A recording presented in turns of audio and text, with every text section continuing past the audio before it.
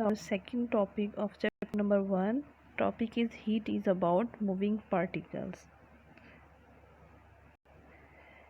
You have learned that everything is made up of particles called atoms and molecules. They are constantly on the move, either vibrating or moving freely. It is the motion of particles that creates form of energy called heat. So heat is also the form of energy. The movement of particle is affected by temperature. As the temperature will increase, the movement of particles will increase. Also, the higher the temperature, the faster particles move. This is known as the kinetic theory. Kinetic theory means motion. Kinetic is the word of Greek and which means motion. So in this topic we will discuss about the motion of particles. So we have three states in this.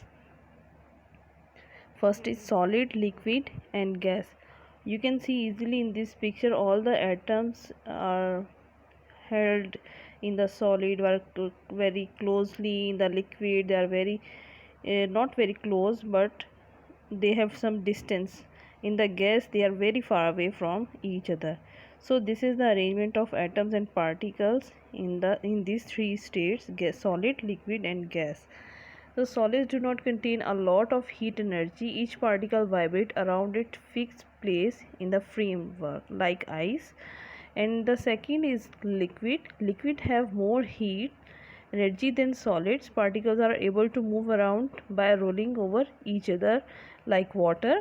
And in this gases have most heat energy. Particles move very quickly and are free to move in any direction like steam or gas. So the kinetic theory can help to explain how substances behave. In these, the loss or gaining of heat can change the state of matter. If we are applying any heat on any object, or an object means any matter, so it will change its position. First is melting. If a solid is warm, its particles move faster and until break free and become part of a liquid. So in this picture you can see ice cube is there and it is melting. Second is evaporation. Evaporation is the process of a substance in a liquid state changing to a gaseous state due to an increase in the temperature. So if heat is applied to a liquid, the particle move faster. At the surface, the faster particles break free to move from their position. So in the evaporation, the liquid will change into gas. Third is condensation. Condensation is the process when water vapor turn into liquid. It happens when molecules of water vapor cool and collect together as liquid water. When heat energy is removed from a gas, its temperature falls. The gas particles slows down and move close together. Eventually they will come close enough to form a liquid. After this, freezing the process through which a substance changes from a liquid to a solid. Freezing a liquid cools, the particles slows down.